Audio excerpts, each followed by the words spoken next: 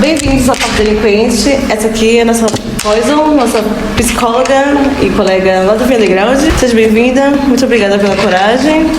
Gostaria que você se apresentasse e falasse um pouco mais sobre você, sobre o seu trabalho. Obrigada também pela coragem de conversar junto comigo. Quero primeiro agradecer pelo convite, né, Milk? Sobretudo pensando no tema que vai ser abordado, que é super importante. Uma apresentaçãozinha breve. Eu sou psicóloga clínica, neuropsicóloga especialista em saúde mental pelo Instituto de Psiquiatria da USP. Atendo também como terapeuta de casais, a terapeuta relacional, né? Porque eu atendo casais, eu atendo pessoas e grupos em relacionamentos de outras configurações não binárias. Amizades. Isso, atendo terapia relacional, amizades, trisais, famílias, né? Então, seja trisal é um tema que a gente pode trazer se alguns pacientes permitirem, sem identificação nenhuma, claro, mas que acho que é um tema super interessante de ser trazido, hein? E se algum trisal também quiser se apresentar, que eu acho difícil, né? Ainda existe um tabu acerca, né? Eu acho que desmistificar essa configuração binária, monogâmica, como a norma social e o que já é pressuposto quando se fala em relacionamento é muito importante. Já pode ser uma pauta, hein? Basicamente isso, né? Essa sou eu no nicho de psicologia, mas muito antes de psicóloga, eu sou atriz teatral desde os 13. Produzo festas também, né? Produzo eventos, sou poeta recentemente publicada, né? A pandemia deu uma... Parabéns, abriu um leque, né? Na verdade ela deu uma liquidez na noção de tempo, porque eu falo que é uma coisa recente, mas 2022, 2021 já tem 4 anos, cara, 3, 4 anos. Isso é muito tempo. Já estamos no final de 2025, né? Caramba, Natal. Esse ano voou, nesse sentido, quase. Vamos trazer hoje a pauta da pandemia, o pós-pandemia e um pouco do pré-pandemia também, que a gente quase esqueceu, né, do pré-pandemia, que o mundo estava girando de uma forma bem agradável, assim, a gente tinha muitas festas, tinha muitas opções de festas, tinha muitos restaurantes 24 horas aqui em São Paulo. E sexta-feira eu saí, eu passei a madrugada fora e, cara, eu não achei nem lugar para ficar, porque antes tinha sempre um quifinho aberto, assim. E, não tinha várias pensões ali atrás no Madame Satã, e foram-se quase todas. Não sei o que houve. Ou fecharam, ou viraram hotéis oficiais, ou as pensões ficaram mais fechadas, porque antes você conseguia pagar período nessas pensões fuleiras. E agora é só mensalidade, só. Caramba! Eu entendo que por um motivo, é por questões de segurança, né, do pessoal que paga pensão, para não serem assaltados, ou terem pessoas esquisitas, né, usuários noias, né, que realmente prejudica a segurança do local. Eu super entendo. Mas antes da pandemia não tinha isso. Se você quisesse pagar, sei lá, R$50 no período, você achava hotel de pagar R$50 no período de, sei lá, 3, 4 horas. E hoje só vi períodos a partir de 8. Que tá tipo R$250, o que eu achei um preço bem abusivo pela região. Nossa, sim. Faz sentido. Antes, a cada esquina tinha um botequim aberto. Hoje eu andei por 2 horas. E não achei lugares abertos que pareciam receptivos, assim. Porque eu tava de chinelo, que eu tava de moletom, porque tava uma noite meio fria. E eu tava meio que saindo de uma situação de trabalho. Ninguém parecia muito amigo. E antes era o contrário. A gente saía, qualquer esquina que você passasse, eles te chamavam pra entrar e você ficava ali segura, até chegar o horário de ir embora, que tinha ônibus, né? Essa questão de ônibus também, não vi ônibus pra ir pra casa a partir de 1h da manhã. O metrô já não estava funcionando mais, 1h da manhã. Sim, eu fui surpreendida também, porque eu tava saindo de um show, um evento, e eu lembrei, o metrô aos sábados funciona até 1h da manhã. Eu cheguei, dei de cara com o portão, falei, nossa, desde quando que... Não, aí o rapaz falou, né? Desde a pandemia, né? Desde 2020 passou a fechar meia-noite todos os dias. Nossa. A configuração do transporte ao nosso redor mudou muito, né? Você vê, Sim. os aplicativos de corrida tinham aquela modalidade pool, que era não individual. Você podia pegar, não tô com pressa, mas eu não quero ir pegar um transporte público. Então você pegava um aplicativo que pegava uma outra família, uma outra pessoa, ia pra algum lugar. Essas modalidades também não existem mais, né? Sim. Antes tinha Uber Bike também, não aparece mais. Que se você estivesse andando de bicicleta em algum lugar remoto e você, sei lá, cansei, não tem mais ciclovia, tá tarde, precisa ir pra casa, você chamava o Uber Bike e o Uber te pegava, ele levava você e a sua bicicleta até onde você precisava, nem que seja até o metrô, pra você ir pegar o metrô e ir pra sua casa, ou ir até a sua casa com a sua bike de Uber. Essa questão de lugares abertos me pegou demais, assim, porque eu vivi a noite de São Paulo no auge dela, que nem eu falei em alguns vídeos passados, já fui acompanhante. Eu trabalhava em festas, eu fui bartender durante toda a minha vida, mais de 10 anos de carreira como bartender, que encerrou por causa que eu engravidei, né? E já não tenho mais pique, porque agora tô com 38 anos também, né? Não tenho mais o pique que eu tive quando eu era mais nova. Que eu entrava quinta-feira no trabalho e saía domingo ou segunda-feira de manhã, virando, sendo maluca. Nunca deixando de atender ninguém bem, na medida do possível, né? Mas assim, era uma vida muito corrida. E agora parece que São Paulo deu uma boa parada, assim, por causa da pandemia. E agora, para os jovens, tanto que essa geração de jovens não fazem questão de sair também. Parece que é um esforço muito grande da nova geração fazer contato com outra pessoa. Seja ela mais velha, seja ela mais nova. Eu acho que dá pra gente fazer inclusive uma costura com o advento da pandemia, que é jovens que cresceram ali, que estavam no início da puberdade, no fim da infância ou no meio da adolescência, no período escolar, tiveram muitas coisas cerceadas, né? Claro, por conta da questão da liberdade reduzida para sair, pública, social, tudo mais. Só que aí, o outro lado da moeda, né, o ter que ficar em casa, também eu acho que abriu um olhar mais ampliado para as possibilidades que a casa oferece. Em que sentido? O jovem pega ali um energético, ele tem cafeína, ele tem um videogame, ele tem um Discord, ele tem aplicativos para ficar jogando e conversando com os amigos. Então esse distanciamento, ainda que não o físico, né, o distanciamento social acabava sendo, né, esse distanciamento era mitigado por esses artifícios digitais. Então você tem em casa um lanchinho gostoso, né, pedir uma entrega ou fazer em casa, sei lá, alguma coisa pré-preparada. Então você tem dopamina, cafeína, todos os artifícios que a rua te oferecem, quase todos, né? Só que em casa tem a vontade de banheiro limpo. O banheiro limpo, não tem fila do banheiro, a bebida não é cara, você pega no mercado, você fala com as pessoas, tô com vontade, sei lá, estou com um desejo sexual, não posso realizar essa via diretamente com o outro, mas aí tem o consumo dos conteúdos online também. Então, uma boa parcela das coisas que a vida entrega fora de casa, de alguma forma foram relidas, reconfiguradas e entregues dentro de casa. Então, eu posso ter quase tudo que eu tenho na rua sem sair da minha casa, no conforto, sem ter que me deslocar, esperar Uber, transporte público. Passar perigos. Então, peraí, né? Quão legal tem que ser um rolê, quanto ele tem que valer a pena e quanto ele tem que ser viável para que eu abra mão de todas essas comodidades e vá atrás de algo a mais na rua, né? Então, isso também colocou ali peraí, deixa eu pensar, quanto compensa, né? Será que vale a pena sair de casa?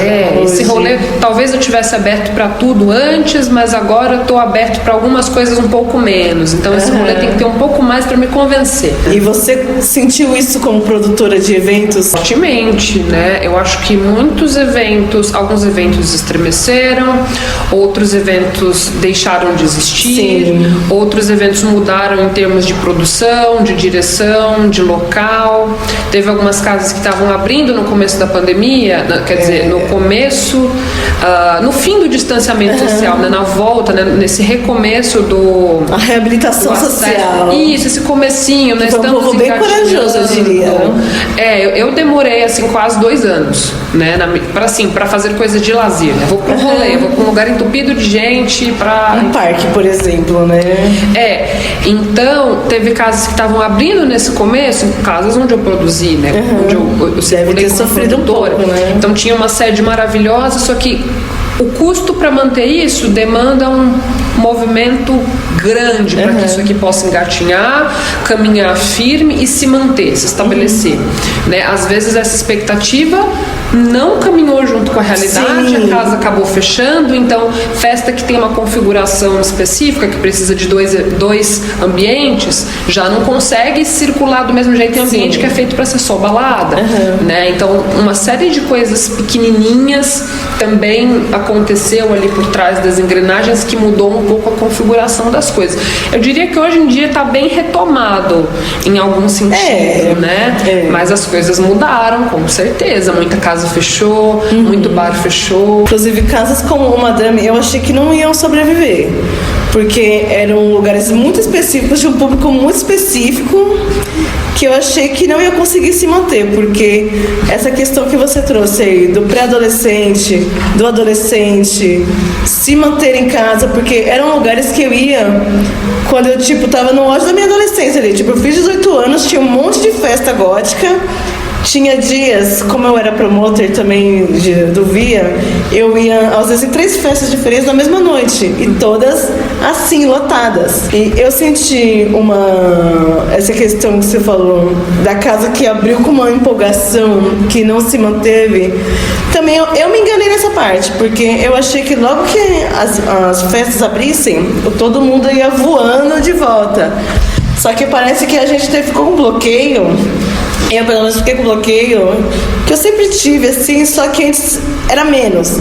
Parece que a pandemia expôs mais a questão do como a gente se expunha antes em qualquer tipo de situação com mais pessoas. Questão do banheiro, questão de respiração, que a gente falava, fumava, soprando fumaça na cara um do outro. A gente nunca tinha prestado atenção nisso. Compartilhando fumo também. Compartilhando fumo, copos, cerveja, garrafa. Tá na minha mão, me dá um gole aí. A gente nunca prestou atenção no quanto isso era prejudicial até então, porque a gente nunca passou por uma situação de pandemia ou de doenças compartilhadas em uma festa comum, por exemplo. Eu já fui em festa swing e tudo mais, mas assim, são outros cuidados, outro tipo de festa. E assim, hoje em dia, realmente, pra eu ir pra uma balada, é muito difícil. Além da minha questão de ser mãe, porque eu não troco tempo com meu filho se eu posso ficar com ele de boa em casa, sabe? Eu prefiro sair com ele ao ar livre, ver ele correndo, correr junto com ele, quase morrer, que não tenho mais o mesmo pique de antes. Mas assim, do que ir para uma noite, para um lugar fechado, tomar bebidas, sejam alcoólicas ou não, né? Porque hoje em dia eu vejo que as pessoas diminuíram muito a questão de bebida, de tomar, né? Consumir coisas alcoólicas. A questão do cigarro também diminuiu bastante, que eu vejo em festa, que antes o fumódromo era a parte mais animada da festa. E hoje em dia você quase não vê ninguém. Rolava uma inversão ali, né? A pista às vezes estava... Acontece ainda, mas era uma coisa talvez um pouco mais frequente, né?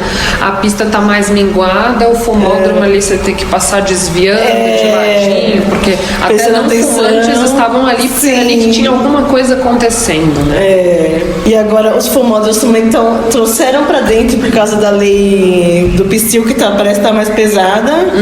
E a pandemia parece que deixou essa lei mais forte ainda, né? De não deixarem as pessoas muito misturadas ali. A maioria das festas que eu ia aboliram os fumódromos, então o fumante realmente perdeu vaga nas festas. Então já é uma coisa que quem precisa fumar em festa já não vai mais, se não Às tem. vezes é um anexozinho ali do lado do portão. Que pra você deixar a gente acessa. desconfortável. Tipo, ó, vai fumar rapidinho e volta. Então, assim, eu vejo que a pandemia realmente desconfigurou São Paulo de uma forma, assim, que eu não sei se tem mais como voltar. Mudanças aconteceram. E aí agora a gente tem de novo essa questão de bebidas contaminadas, né? Então tem mais um medo. Você passa ali reparando, às vezes você entra numa casa noturna, numa balada, tem 1, 2 pessoas com drink na mão e todo o restante do pessoal com uma cerveja ou com uma garrafa d'água, né? Sim. O consumo também tá abalado nesse sentido, né? E antes todo mundo comprava um drink, todo mundo bebia junto. E ali iam compartilhando ali. Tipo, sexta-feira eu fui no barzinho com amigos meus e, tipo, ninguém tava compartilhando copo. Cada um tava colocando no seu copo, a gente tava compartilhando as garrafas. Que era uma coisa que quase não se via. Até eles compartilhavam garrafas, mas pegavam, tipo, de 2, 3 garrafas de uma vez por mesa. E agora a gente tava compartilhando, tipo, uma garrafa, tipo, pra 7 pessoas. Porque alguns amigos nossos não estavam tomando cerveja com a gente. E, tipo, por escolha, sabe? Isso é um mundo que eu nunca imaginei, porque o álcool sempre esteve presente em todo lugar que eu ia. Eu trabalhava com isso, né? Eu era bartender. Então, casamento, festa, independente do lugar que eu ia, eu estava servindo ou consumindo álcool. Também tem a questão do que o álcool virou para a chavinha que algumas pessoas viraram a respeito do álcool durante a pandemia, né? Porque teve a questão da pessoa de repente, putz, eu tô entediada, né? Uma dopamina, uma distração, a gente pensa em substância. Quando fala em substância, muito se pensa em droga ilícita. Tá, mas vamos parar aqui para uma das mais ancestrais na sociedade, né, liberadas, o álcool. Então teve muita gente que, em conversas comigo, chegou e falou, nossa, mas eu quase virei alcoólatra, eu me percebi com uma tendência forte ao alcoolismo na pandemia, porque, putz, não tem nada para fazer, não sei o que, vou ficar numa chamada com alguém, ou eu moro com alguém, então esse tempo que a gente vai dividir aqui, não tô trabalhando, vamos beber. Tô de bobeira, o dia acabou, não tem mais o que fazer, vamos beber. E gente que em contrapartida se percebeu com um hábito muito mais social com álcool. Então, putz, eu bebia todo fim de semana, né? Eu, por exemplo, sou uma apreciadora de bons drinks. Tinha festa sexta, sábado, domingo. Eu nunca reparou, né? Tipo, eu não vou beber na festa. Não, se eu quiser eu bebo. Não, tô de boa, não vou acordar cedo no dia seguinte. Sempre bebi. Entender que o álcool era mais um hábito social, por quê? Tomava um drink na sexta, no sábado e no domingo. Na sexta, no sábado e domingo, na festa. Não tinha festa, não fazia questão de comprar nada. Porque tava eu em casa, com a família, o pessoal não fazia questão de beber. Eu acho que gravando vídeo, uma vez numa chamada de vídeo, eu bebi 2 vezes ao longo da pandemia inteira. No máximo 3, um drink, sei lá, o Chevette. E eu percebi, putz, como o álcool ele é um aperitivo, né? Como ele é um amaciante social, como ele é uma coisa que você usa ali, um lustramóveis, né? Do convívio social. Porque não tem convívio social, putz, o álcool não, vou comer alguma coisa em vez disso, então vou ficar treinando em casa, a bebida vai me atrapalhar, sei lá. E teve gente que não, teve gente que já, putz, eu percebi que se eu tiver acesso sempre, eu vou beber sempre, eu vou beber muito e vai ser difícil não beber, porque tem a diferença do bebo sempre e do bebo sempre não consigo não beber sempre.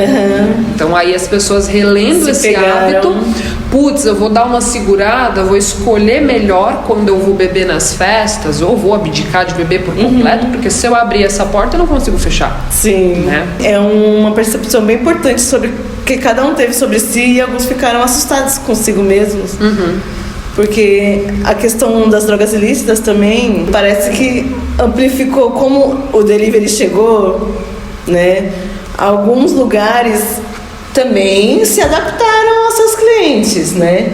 E parece que para eles se expunham menos e ganhavam mais, porque alguns lugares o mínimo para entrega é tipo R$100, o que é uma coisa surpreendente, porque quem é que tinha R$100 na pandemia? todo mundo praticamente, porque ficava todo mundo em casa, não tinha onde gastar.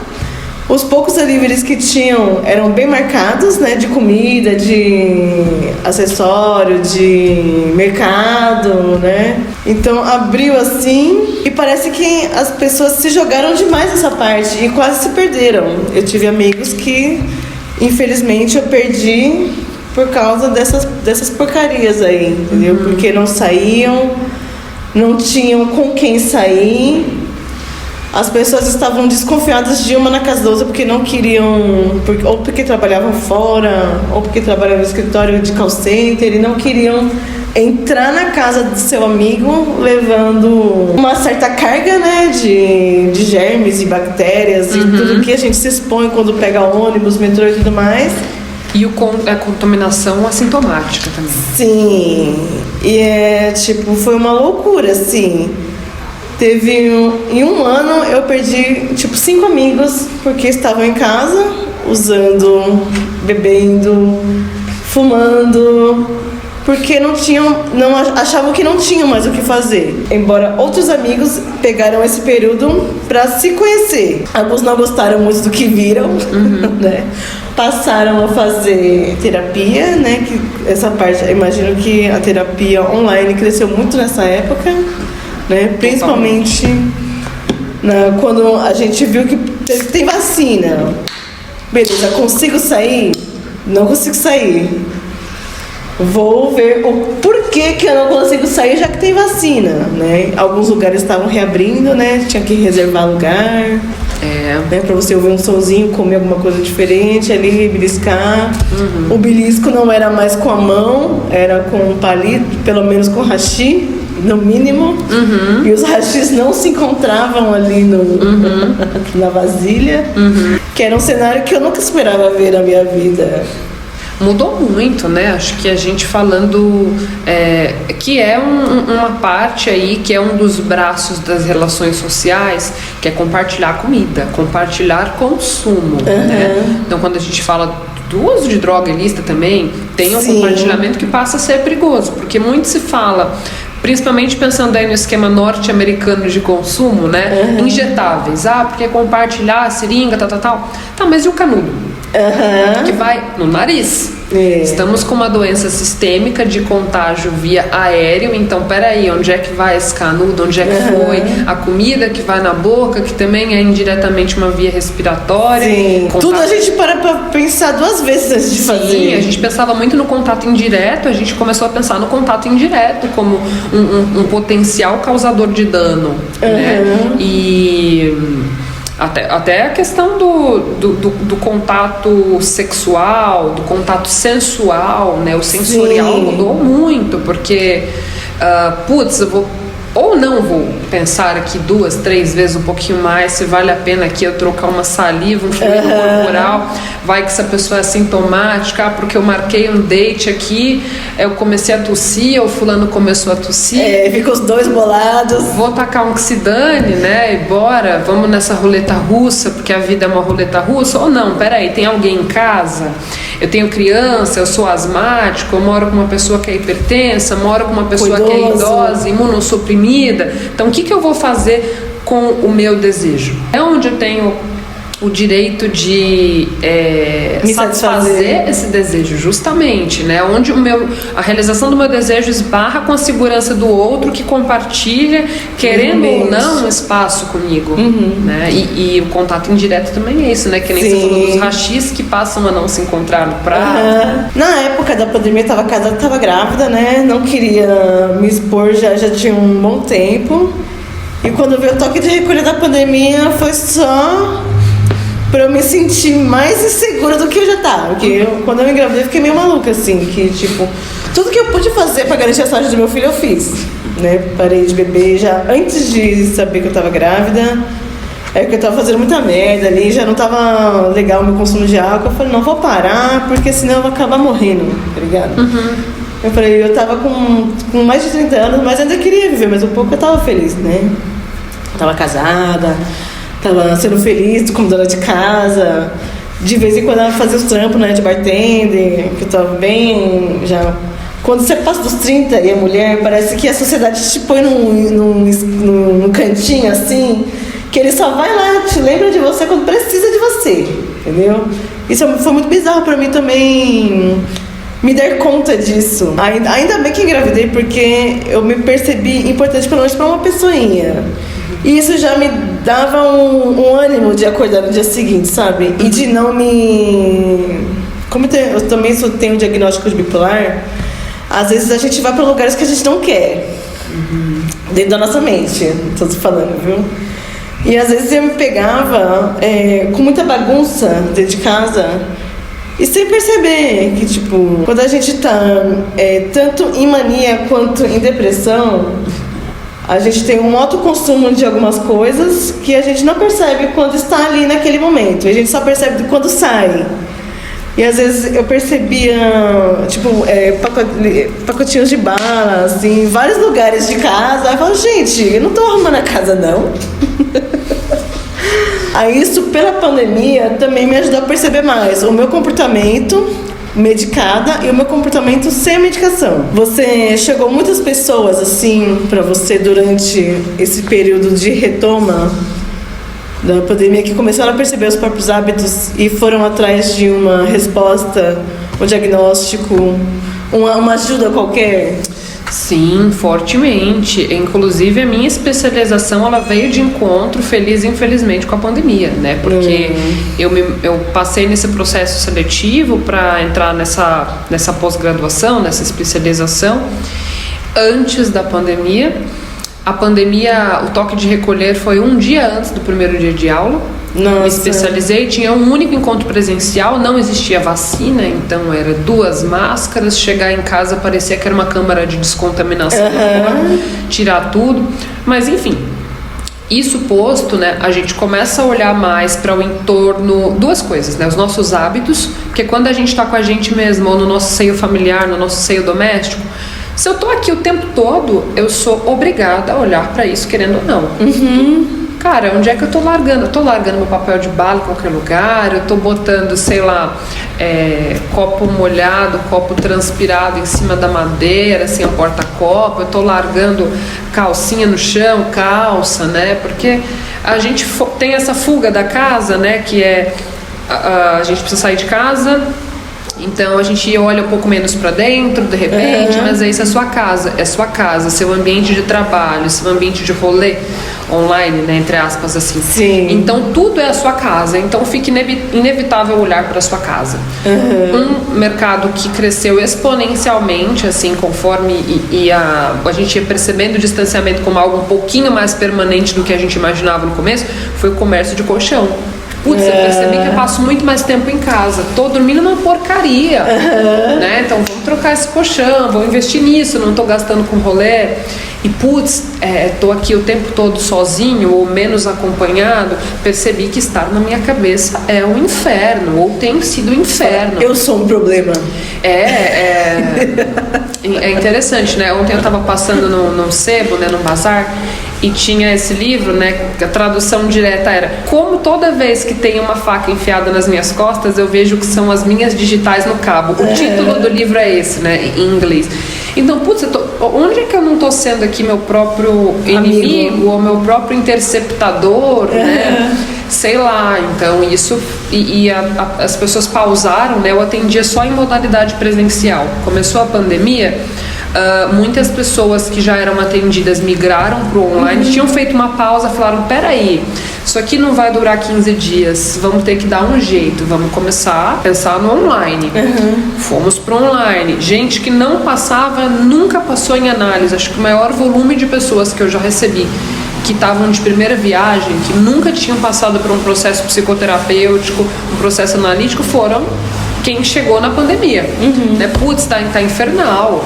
Eu tô indiretamente ou diretamente aqui tentando me aniquilar. Eu preciso fazer alguma coisa. Então, querer saber por que eu estou fazendo isso comigo. Sim. E aí do também chegar nessa catarse, o que eu tô fazendo, por que eu tô fazendo, e partir para o que eu vou fazer com isso. Né? Como é que eu aceitar que é um problema, e querer resolver isso, que não é de uma ou duas consultas, e ter que aceitar isso, e ter que a pessoa pensar que será que eu tô pronta para ver o meu melhor de mim? Será que existe um melhor de mim? Acho que é a maior pergunta que todo mundo se faz antes de começar. A maior pergunta que eu faço. Para começar, eu já tentei fazer terapias com outras pessoas, mas eu sempre senti bastante julgamento, assim. Porque eram pessoas que você via que não tinham, assim, tipo, 1% da minha vivência, que eram pessoas nascidas de berço, que tinham um ambiente legal dentro de casa, que não é o meu caso, assim. Tipo, o mundo me criou, mas, assim, não foi por uma escolha minha.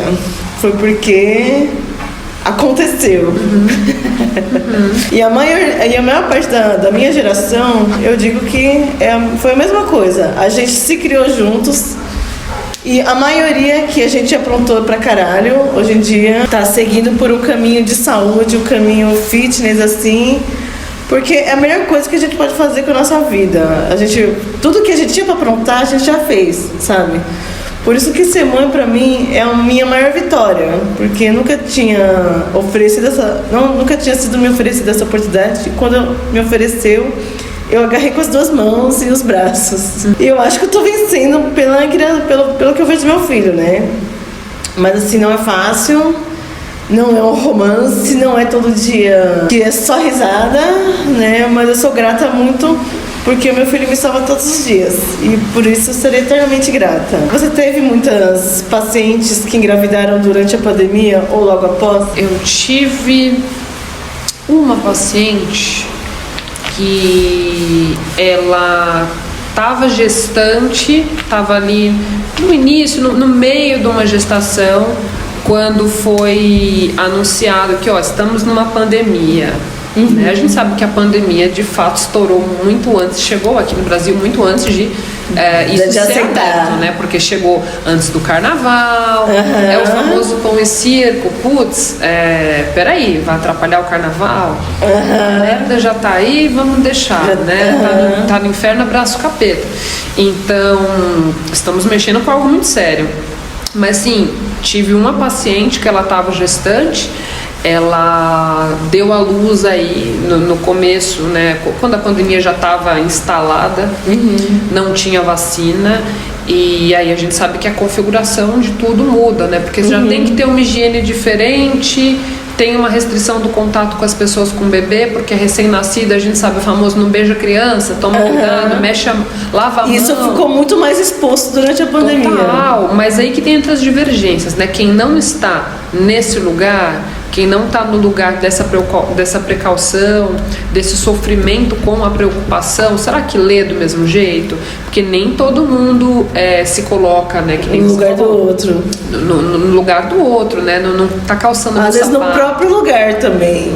Total, com certeza. Então, a configuração de visita, como é que você fica numa maternidade? Uma maternidade é um setor isolado, mas ainda é um hospital. E aí tem aquela questão da criança que ela não teve a infância, a convivência interrompida pela pandemia. Ela começou a formar a noção de socialização básica na pandemia. Ela começou a existir ali. Aquilo é tudo que ela conhece. Eu ganhei o meu filho em junho de 2020. Então foi o auge, assim. O pai viu nascer, já foi chutado pra fora já. Viu nascer, deu oi, viu a carinha do bebê, pula. E eu fiquei na maternidade, dividi leito com uma moça. Assim, colocaram uma parede assim entre a gente, mas a gente conseguia se ver. Eu de um canto e ela do outro, com nossos bebês. As enfermeiras todas de máscara, luva. Então, o primeiro rosto que meu filho viu foi do médico de máscara e de toda a equipe. E eu, na maca, os braços amarrados, que foi cesárea. Os braços amarrados, eu tava de máscara. A gente chorou, né, e tudo mais. Eu não pude pegar ele naquele momento que meus braços estavam amarrados. Ele ouviu minha voz, ele parou de chorar na hora. eu acho que conversava com ele bastante, assim. Desculpa. Memórias emocionantes. É que eu renasci junto com meu filho. E ele foi a única pessoa que eu tive contato durante toda a pandemia. Assim, eu fui sair de casa com ele depois de 1 ano que ele nasceu. E a gente foi no restaurante, né, pra ele começar a conhecer outras coisas. A gente foi no restaurante da Liberdade. A primeira refeição que ele comeu depois da minha foi de um restaurante japonês. Ele comeu tudo. Comeu sushi, comeu yakisoba. Ele não rejeitou nada. Aí nós fomos os primeiros a chegar no restaurante. Começou a abrir, né? Só tinha gente. A gente comeu tranquilos durante quase 2 horas. Aí na hora que chegou outra família lá, a gente olhou pra cara um do outro e falou, vamos sair daqui, porque, né, refeição, o que acontece? A gente tá falando, tá conversando, tá salivando, né, falando de boca cheia, porque comer em família é isso, né? Aí, e meu filho, né, comendo com as mãos, né, eu ajudando ele com as minhas mãos, evitando, né, colocar a minha saliva na comida dele, porque até isso a gente tinha essa preocupação. Até hoje, se você falar que não tem mais, é mentira, porque a gente evita compartilhar copos com ele. Aqui tá morando eu, o pai e meu filho agora de novo. O pai dele, né? Aí a gente evita tomar do mesmo copo que ele. Até hoje fica uma marca, porque ele passou a vida inteira, meu filho, né, desse jeito, e é difícil até um saco de salgadinho compartilhar com ele, colocar a mão lá sem garantir que a nossa mão tá limpa, sabe? Pra que ele não adoeça. E meu filho ainda adoeceu a primeira vez 1 ano e meio depois que ele nasceu, que ele pegou uma gripe, que a gente ainda se perguntou se era Covid, sabe? Já tínhamos todos tomado vacina, né? Graças a Deus, né? Porque não tem outra coisa pra falar. Virei uma pessoa 100% espiritual depois que ele nasceu também, porque muitas coisas só explicam com espiritualidade e todo o cuidado que eu tive com ele desde que ele nasceu. E teve famílias que a mãe quase realmente surtou e, tipo, logo no início, ele levava o bebê para passear junto, para comer. E aí muitos bebês acabaram ficando com bronquiolite, e eu via pelo YouTube, né, essas famílias que estavam acostumadas a um certo padrão de vida, e quando a pandemia chegou, né, deu uma cortada.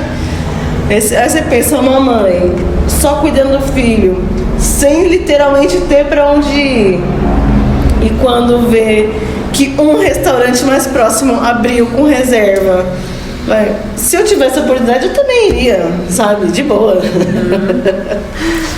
Mas não foi o meu caso, né? Foi sair com meu filho a partir de 1 ano. Não me arrependo, mas eu vejo que ele sente muito, que ele tem muita dificuldade hoje de fazer amizades. Mas ainda assim é melhor do que eu nessa área. Porque embora eu tivesse uma juventude muito ativa, conversando com muita gente, a gente não se conectava muito. Porque como eu estava sempre trabalhando, não eram pessoas que eu via sempre, né? Era uma vez por semana, porque eu sempre trabalhei no mesmo lugar, em festas diferentes, e o público das festas muda muito. Você como produtora de festas, você sabe, né? O que eu tô falando. A mesma casa abarca tudo que é tribo, né? Tudo que é evento, às vezes. Então é muito especial. Tinha a festa de urso, que era a festa que eu mais gostava. Para eles, assim, a vida mudou muito, porque a vida no mundo LGBT é trocas. Não estou falando só de corpos, mas sim de conversa, de amizade também. A gente tem muito contato com muita gente em uma mesma noite. Ou tinha, né? Que eu acho que isso não tem mais hoje, né? Varia muito, né? Eu acho que alguma coisa está diferente, né? Algumas pessoas viraram aí para um lado, não desviraram mais, né? Em algumas reservas mesmo, até de estar em alguns lugares, né? De ocupar alguns espaços, que para a subcultura eu acho que tem uma grande importância. Sim. Né? Mesmo que você não seja uma pessoa rolezeira, por assim dizer. Mas sim, algumas coisas mudaram aí de configuração mesmo, né? Percebo o pessoal comentando isso. E eu também vejo que deu uma melhorada do ano passado para agora. As pessoas estão se soltando mais. Mas o público jovem, que tem, sei lá, 20 anos, tá muito reservado. E quando eu tinha 20 anos, eu era muito largada, assim. Não sei se é por causa que tinha muita oferta de lugares para se estar. Tinha muita oferta de você se sentir bem recebido também. Nos lugares que era uma grande chave, assim, que eu ia sempre nas mesmas festas. E mesmo se eu não conhecesse ninguém daquele espaço, eu me sentia bem-vinda ali. Porque se eu não fizesse amizade com o público, eu tinha o foco dos bartenders ali, que sempre falavam: oi, você aqui de novo, gata? Você tinha sumido, não sei porque você não veio pra cá semana passada, por quê? Então a gente se sentia um pouco em casa, assim, por causa também dos profissionais que atendiam a gente. Isso meio que com a pandemia parece que meio que se perdeu, porque nenhum lugar cativa mais as pessoas, parece. Tá todo mundo querendo se descobrir de novo e parece que nenhum lugar é um lugar pra gente estar. Mesmo com todo esforço, eu imagino, e de algumas pessoas que estão ali, que querem trazer um pouco dessa familiaridade que um dia a gente conheceu e que parece que sumiu. Porque, que nem você falou, muitas festas fecharam. Sim, a configuração das relações mudou também, vem mudando muito, né? A gente pensar nesse crossover geracional aí, sei lá, 15, 18 anos atrás, a parcela de tempo da vida que a gente passava atrás de tela era muito inferior. Era mínimo mesmo, porque celular e computador eram um luxo. Sim, não era todo mundo que tinha celular, nem todo mundo que tinha celular era smartphone. As redes sociais ainda eram um lugar de visita, né? Eu acho que a internet, ela migrou muito. A internet era um lugar. Você sentava no computador, você estava na internet. Sim. Você desligava o computador, você se retirava da internet. Agora, a internet, ela é uma entidade onipresente. A gente está falando aqui, sei lá, com o celular bloqueado de tal produto, quando você for ver um vídeo no YouTube, sem o Adblocker da vida, misteriosamente, sem você ter pesquisado, a propaganda que vai aparecer é exatamente daquele produto. Então a gente está o tempo todo, né, acessível. Ou existe uma demanda de que a gente esteja ali o tempo todo acessível, então uma parcela muito grande das relações passou a ser online. Tem gente que é muito amigo e nunca se viu. A gente tinha isso em tempos de Orkut já, nas comunidades. Só que a gente fazia um esforço, que nem eu fazia temporadas fora de São Paulo. Quando eu me aproximava muito de alguém, eu queria ir lá conhecer essa pessoa. Eu passava tipo uma semana na casa dela. E hoje em dia tem a questão da violência também. A questão da violência em aplicativos qualquer. Aumentou muito, sobretudo para nós mulheres. Antes você podia confiar numa pessoa de outra cidade para passar uns dias na casa dela. Hoje em dia você chega lá e pode ser que a pessoa não more nesse endereço, pode ser que a pessoa não seja quem ela seja, quem você vê a foto dela, vê o vídeo dela, por causa da deepfake. E agora a gente tem as inteligências artificiais mimetizando pessoas, né? Tem um aplicativo famoso aí de corrida, sem ser aquele que começa com U, aquele que começa com I, né? Que lembra... De corrida? Enfim, não vou mencionar aqui, mas se você ver a propaganda deles, é IA, as pessoas são IA, né? O motorista é IA, o jeito que se mexe assim é bem peculiar. É bem assustador.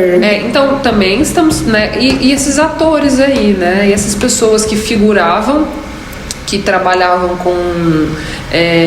com aparições em comerciais. Se essas pessoas que às vezes a gente está vendo não sabem que são IA e enganam, o que garante desde daqui a pouco ou desde já que uma pessoa... Não, porque antes tinha aquela questão, né, do catfishing. Será que essa pessoa?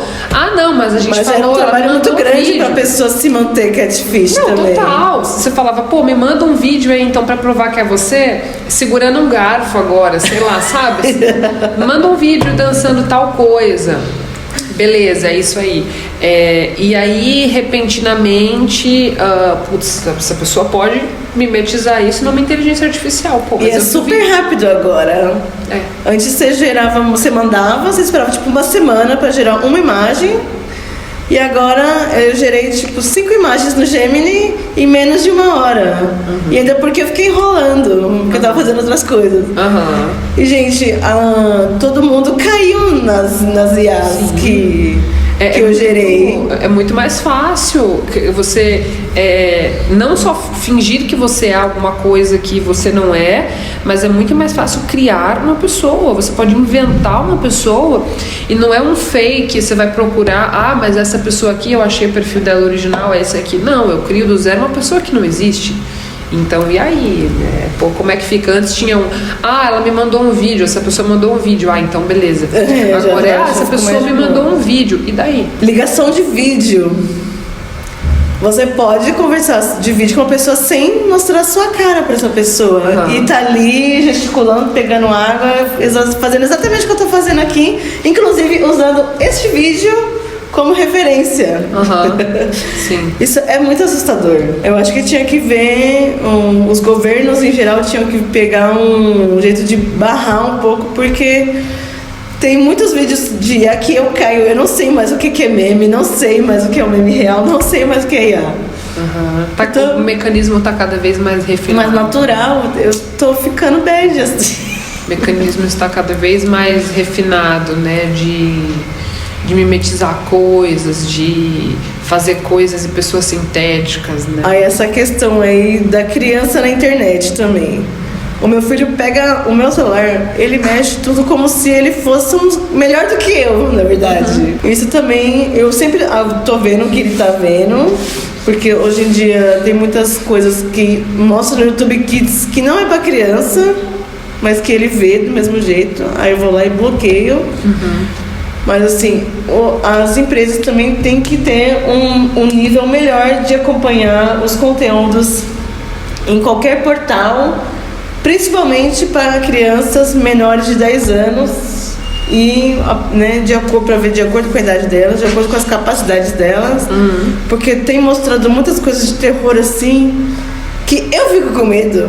E eu sempre curti coisas de terror, mas é um bagulho tão estranho assim que me dá um estranhamento que ainda bem que dá pra bloquear, mas assim, eu bloqueei meu filho, eu sinto falta de ver. Aí eu quero saber por que ele tá indo atrás desse tipo de conteúdo. Perguntando se tá bravo, se tá triste. E por mais que ele me fala, tem alguma coisa ali que eu sinto que ele não quer me falar, ou por vergonha, ou porque ele não tá entendendo o sentimento que aquilo traz pra ele. Não sei, entendeu? Mas assim, tem certas coisas que eu queria proteger meu filho que eu não estou conseguindo também. E você, tendo a tua maternidade, né, a tua maternagem tendo nascido com a pandemia e com a quarentena, né, com o isolamento social, ela já nasceu ali em todo um âmbito, em todo um contexto que a protetividade, ela já era uma premissa intrínseca ali, básica. Então, já estamos em casa só nós, perder de vista é um pouco mais difícil. Sim. Né? Você perde de vista de um cômodo pro outro, ou enquanto você dorme, ou enquanto ele dorme. Agora, que nem você comentou, agora ele vai pra escolinha, então agora ele tem contato com outras pessoas enquanto você não está presente. A gente sabe que essa abertura pro mundo, ela começa de uma forma gradual. Sim. Né? Só que essa protetividade, ela tava meio que, sei lá, não dá pra dizer 100%, mas 95% ao seu alcance. Sim, agora nem tanto. Até por bastante tempo, né? Se for ver. Consegui. O meu filho, eu sempre falei que eu ia colocar ele na escola a partir dos 2 anos. Porque quando ele consegue falar, quando ele consegue entender certos comportamentos, o que é normal, o que não é. Só que quando ele teve 11 meses, abriu uma escola tipo na esquina da nossa casa, onde a gente morava antes. E eu via que quando a gente saía na rua, ele queria interagir com qualquer criança que ele via na frente. Né? E aí eu falei, não, vou ter que colocar, né? Aí abriu essa escola, aí eu perguntei como é que ia ir. Falei, não, por enquanto é só uma professora e um aluno, né? Na hora do lanche, as crianças se juntam, aí fica 2 professoras e 2 alunos.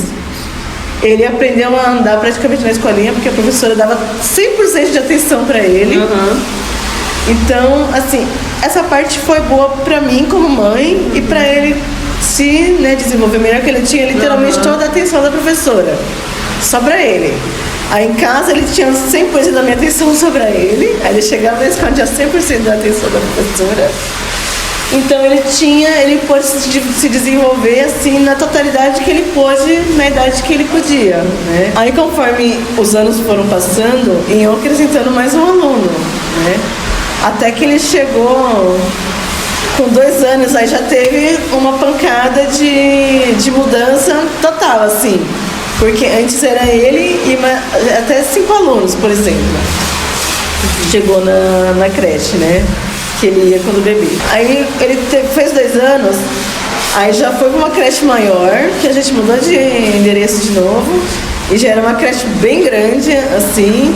Ele já tinha vacina, né? A vacina já tinha um tempo, e a divisão eles se sentiam meio deixado de lado, assim, na escola. Aí foi a época que o sistema imunológico deles mais sofreu também, questão de comida, de troca de brinquedos, né? Que nessa fase eles estão colocando muita coisa na boca, dividindo. E nessa fase ele pegou tipo 15 crianças na sala, o que ainda é pouco, né? Para os padrões de escola do Brasil. Mas que para o convívio que ele tinha, né, ele já perdeu toda a atenção da professora que ele tinha, né? Porque era a professora e mais uma assistente para 15 crianças, né? Ali dividido, compartilhando. Então ele passava um dia na escola e uma semana em casa. Era um ambiente que demandava muito. Era vômito, era diarreia. Então ele não tinha condição de voltar para a escola. Ele realmente tinha que ficar mamando bastante, tomando muito líquido, e ele não tinha o que fazer. Aí quando eu pensei que eu poderia procurar trabalho, eu não pude. Que meu filho precisava de mim. Aí assim, isso foi dos 2 aos 4 anos. Eu chegava em casa, vomitava, só que ele foi passando menos dias vomitando.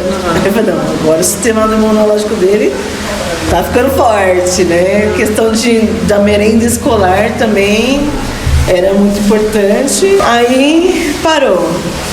Essa fase de vômitos, de viroses, né? Fortaleceu. Aí ele ia mais pra escola e ficava menos em casa. Aí eu comecei a sentir muita falta dele. Aí quando ele chegava, agora meu filho chegou em casa. Aí eu perguntava sempre como foi o dia da escola dele, sempre falou, sempre foi muito aberto. Aí a gente mudou de cidade. Aí essa escola do interior era bem precária, assim. Eles brincavam com brinquedos quebrados e tudo mais, mas a professora estava sempre de olho no melhor que ela podia, né? Então assim, meu filho sentiu muito essa mudança. Aí essa creche do interior já eram 20 crianças. Então, né, sem controle total. Né? Aí começou a vir mordida e tudo mais. Eu falei, Ricardo, mordeu, a professora não fez nada, não fez muita coisa, se afasta, se mantenha longe.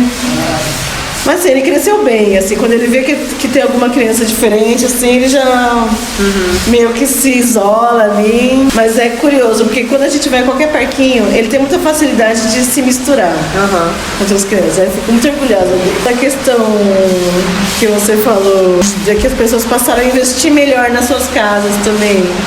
Que antes a gente realmente deixava por último, né?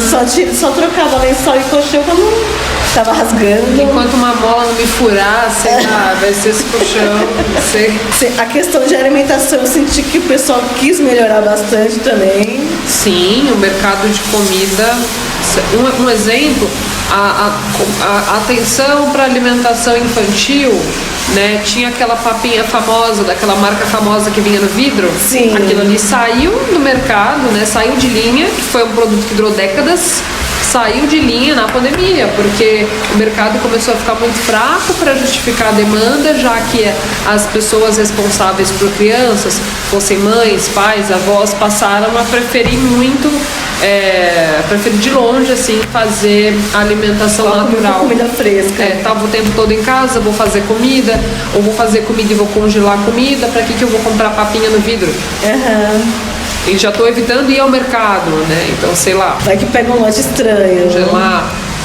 A economia também, porque a questão do trabalho, ela foi muito afetada, Sim. né?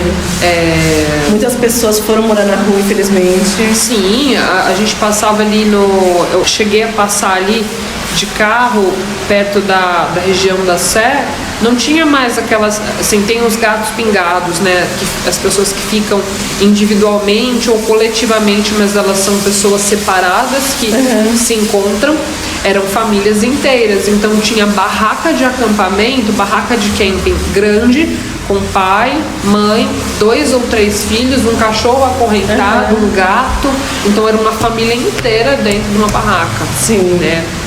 Gente que o trabalho não poderia ser transformado em modalidade, porque teve esse boom do home office. Então as empresas perceberam que esse funcionário aqui, ele pode fazer a mesma coisa sem que a empresa gaste financeiramente, né? Sem que ela arque com o deslocamento e com uma estrutura para receber essa pessoa e sem que ela lide com a insalubridade do transporte, porque Sim. 2 horas antes, 2 horas depois do seu horário de trabalho, você é responsabilidade da empresa, qualquer coisa que aconteça, um acidente de trabalho, tá. Mas e se você é bartender? O bar fechou. Mas se você é tatuador, autônomo, trabalha com contato direto. Dia com sangue, O público suor. foi super afetado aí na pandemia, né? Eu atendi algumas garotas de programa, né? Que né? A gente teve algumas reportagens nos canais, umas emissoras famosas, que falaram sobre a vulnerabilidade dessa população em especial. Tinha algumas pessoas que trabalhavam, tinham carreiras fixas ou trabalhos fixos de repartição, por assim dizer, só que também trabalhavam na noite. Então, e a exposição que continuou acontecendo diretamente no meio de uma contaminação? Eu sei que uma grande... Você era bartender também? Uma grande maioria, eu sei que das acompanhantes e garotas de programa saíram quando as boates tiveram que fechar, que só fecharam porque receberam muitas multas e aí não tinha como ficar pagando multa e mantendo a casa aberta, porque era, querido ou não, um ponto de distribuição de Covid, né? Porque a grande maioria dos clientes não aceitam, não querem, eles chegam na boate, eles não aceitam que a menina use camisinha com ele. E geralmente são o quê? Homens casados, né? Homens casados que expõem, além da menina que ele está contratando, que ele quer contratar, estão expondo as suas esposas, as suas famílias, né? Muitas dessas esposas não sabem o que o marido faz à noite, porque diz que está em reunião de trabalho, diz que está trabalhando, e não é bem assim, né? É um absurdo. É uma população que precisa, sim, de educação para entender. A pandemia deixou essas pessoas escancaradas, expostas, e muitos casamentos acabaram por conta desses maridos, né? Que se dizem conservadores, né? Mas que não conservam nem as próprias famílias, nem eles mesmos. Então, assim, tiveram que fechar as casas para que não existisse mais o ponto de diversão dessas pessoas. Você vê que já é um problema, né, que de eras que foi exposto durante a pandemia e que depois foi difícil das casas reabrirem, muitas não reabriram também, só as de grande renome, né, que estão aí até hoje. Algumas se reformaram, né, tiraram um deles da reta e viraram hotéis e que oferecem recreação adulta. As hospedarias, né? Hospedarias, exatamente. Tava passando aqui anteontem, na Tuiuti, essa rua principal que liga para o metrô, né? E tinha lá esse cartaz que fala que é uma balada, só que a entrada é gratuita, mas 20 minutos, R$30. E embaixo o disclaimer, mais barato que uma pizza. Né? Então você imagina a organização. Né? Existe. seria os muquifinhos das casas de recreação social, das casas de recreação sexual e a exposição dessas pessoas, né? O quão divulgado é. A gente falou muito da saúde porque as pessoas elas foram tem o bom mocinho e o malvado, né? Então pessoas que estão se expondo na pandemia. A gente pensa em contato direto, a gente pensa em contato direto inevitável, que é enfermeiros e pessoas da saúde, que teve até, tipo, a versão do Planelaço, que foi o aplausaço, sei lá, um dia que a galera saiu pela janela e começou a aplaudir os trabalhadores da saúde. Só que essa população, também existe essa população marginalizada, né, que é posta à margem total, que é mal vista e, portanto, não foi tão divulgado, mas que sofreram da mesma forma, né? Não pela mesma necessidades diferentes. A pessoa, às vezes, ela subsiste através daquilo. Então, acabou sendo demonizado. Então, quando se fala também dessas pessoas que foram postas à margem, pessoas em situação de rua, que recorreram, muita gente, sei lá, recorreu à prostituição, foi jogada nisso, foi tragada para isso, num contexto de vivência na rua, e não foi ali, nossa, esse é meu sonho. Não estou orgulhosa do que estou fazendo, mas também não estou com vergonha porque eu estou conseguindo pagar as minhas contas. Sim, né? São pessoas que estavam ali expostas e, putz, né? É um lugar, um ambiente de troca direta.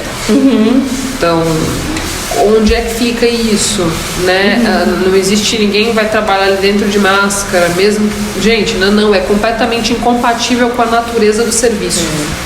Né? E as pessoas de rua também, que estiveram num dos grupos prioritários para vacinação, uma população que algumas pessoas se incomodaram com isso, muito invisibilizada. Então, assim, você está dentro da sua casa, você teve ou não a opção, ou se você teve que continuar trabalhando fora, você volta para uma casa, você tem uma casa para a qual voltar. Essas pessoas estão na vulnerabilidade do desconforto da rua, do calor extremo, do frio extremo, da fome, da violência, e tem agora esse organismo invisível que vem para devorar. Então essas pessoas estão mais expostas ainda. Então, putz, o que sobra para essas pessoas? Porque é um absurdo a demonização das pessoas em situação de rua. E, putz, por que elas estão sendo vacinadas e eu vou ser vacinado só no mês que vem ou daqui a 2 meses, né? Teve todo um movimento de algumas pessoas, muitas pessoas se indignando com a priorização de pessoas mais vulneráveis. Essa é a questão da pessoa que sempre esteve ali no seu troninho, nunca se colocou no lugar de outra pessoa, mesmo dentro da própria família, e não consegue entender como é que uma pessoa pode viver daquele jeito, sendo que não foi uma opção dela. Ela simplesmente, como você falou, foi jogada para aquilo, para poder comprar uma marmita, às vezes para comer no dia. E essa marmita tem que comer sozinha. Ela não pode dividir com o filho dela, por exemplo.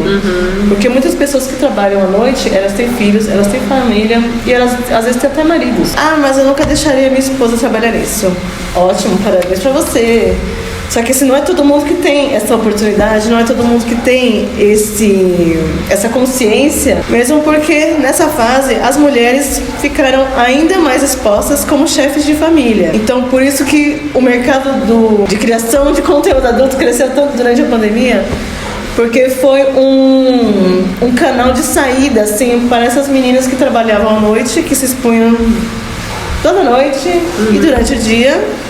Elas viram ali uma adaptação a ser feita e muitas nunca mais voltaram a atender presencialmente porque viram que elas se expondo menos, só colocando mais o rosto na internet, além do corpo, né? Porque algumas não quiseram expor o rosto, usavam a máscara, né, como desculpa, e muitas a gente não sabe quem é hoje e eram modelos, eram mães, eram chefes de família, que viram ali na criação de conteúdo uma forma segura de garantir o dinheiro para sua família e serem ainda assim julgadas por estarem colocando o prato de comida dentro da sua casa de uma forma honesta, porque elas não estão roubando ninguém, né? Elas estão usando o que é delas para conseguir o que é um direito, né, de garantir a própria segurança alimentar, de teto, né, para o seu filho,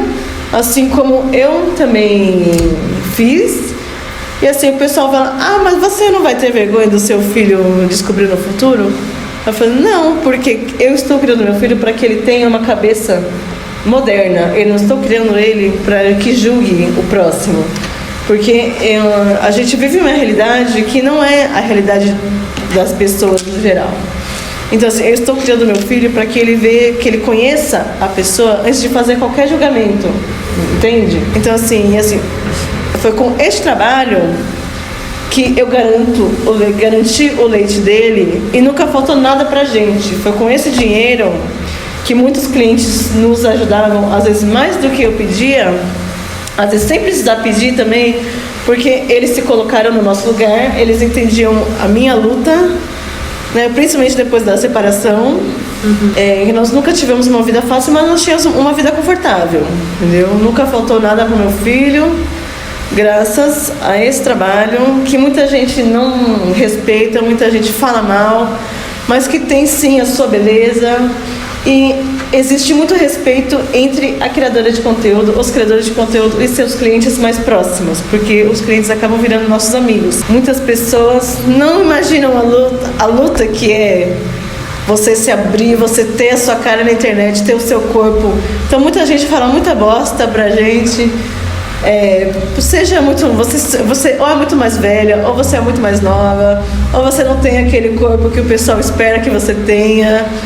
E tem gente criando inteligência artificial, criadoras de conteúdo, que elas não existem, e tá ganhando dinheiro em cima disso. Onde vamos parar desse jeito?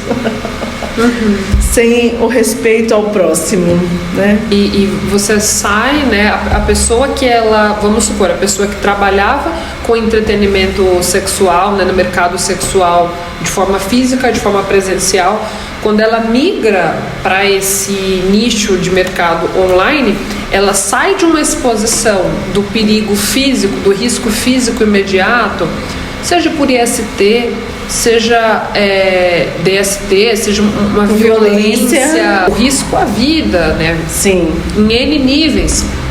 Ela sai desse lugar de exposição e ela entra num outro lugar de exposição. Sim. Que é o corpo é um pouco mais preservado, né? Ela passa a não ter o contato direto, mas a imagem dela, em contrapartida, é completamente vulnerabilizada. Sim. Porque você está colocando seu rosto ali. Não estou colocando o rosto, mas eu tenho uma tatuagem que todo mundo conhece. Um conjunto de tatuagens em lugares específicos que quem me conhece, sei lá, no pescoço, na mão, na barriga, nas costas, que quem bater o olho eventualmente vai saber que, putz, olha, você ali, né? E vai trazer para constranger ela. Traz o risco social. Então a gente tem o risco no sentido as pessoas julgando como um demérito e fazendo ataques que podem ser físicos, então pode ser um ataque físico direto. A difamação de, olha, agora antes você trabalhava com isso, agora você quereria trabalhar numa empresa X com um trabalho de repartição. Então eu acho que isso vai ser um demérito, eu posso te chantagear, mostrar isso para essa empresa, ou dispor isso para um filho que você não quer ou não quer ainda, que saiba que essa realidade fez parte da sua vida, ou que faz parte da sua vida. Então não tem uma saída 100% segura, né? Não tem uma saída 100%. Você sai de uma exposição, a pessoa sai desse lugar de exposição física e vai para um lugar de exposição de imagem. E virtual também. Porque a pessoa, o maluco, ele está em todo lugar. Ele está online, ele está no presente. E ele pode descobrir aonde essa pessoa mora ir até lá, aí a mulher entra de novo na bolha da violência física de novo. Sendo que ela achou que ela tinha saído dali. É complicado ser mulher. Sim, nossa, o lugar da exposição online, da exposição de imagem, ele reverbera porque aquilo ali é em tese para sempre, né? Enquanto a gente tiver dispositivos que rodem mídias, Sim. aquilo ali é para sempre. Então aquilo ali aconteceu em 2001, mas ainda existe em 2002, 2003, 2025, ainda vai existir em 2030. Alguém vai converter um arquivo para algum formato que funcione em 2040. Então é para sempre. Sim. Né? Para sempre, até onde cabe essa palavra. Até onde a gente consegue apagar o arquivo. Hoje em dia, nessa parte, tem muitos sites que estão aí, graças à inteligência artificial também, que não é só para atrapalhar. Eles procuram a nossa imagem em todos os sites mais conhecidos e desconhecidos que estão tendo algum destaque, e eles já apagam automaticamente tudo que eles acharem com o nosso rosto. Olha só. Ou com o nosso corpo, que eles achem nossa tatuagem. Mapeia, né? Coisas específicas. Isso. Olha só. Aí ele mostra o relatório ali. Esse tipo de site também está começando a ganhar destaque, mas saibam que existam. Então, se você pensa em entrar nesse mercado e está com medo, saiba que no futuro, se você quiser apagar, existe essa possibilidade. E como a IA melhora a cada dia, para o bem e para o mal, então no futuro eu acho que pode ser uma boa ferramenta para qualquer criador ou criadora de conteúdo usar a seu favor, né? Até uma pessoa que foi exposta sem consentimento. Principalmente. A gente tira, embora a gente sabe que fica o dano vestigial essa mídia não está mais numa plataforma, mas alguém tem esse Alguém arquivo, sabe, sim. pode colocá-lo de volta ali. Então é meio que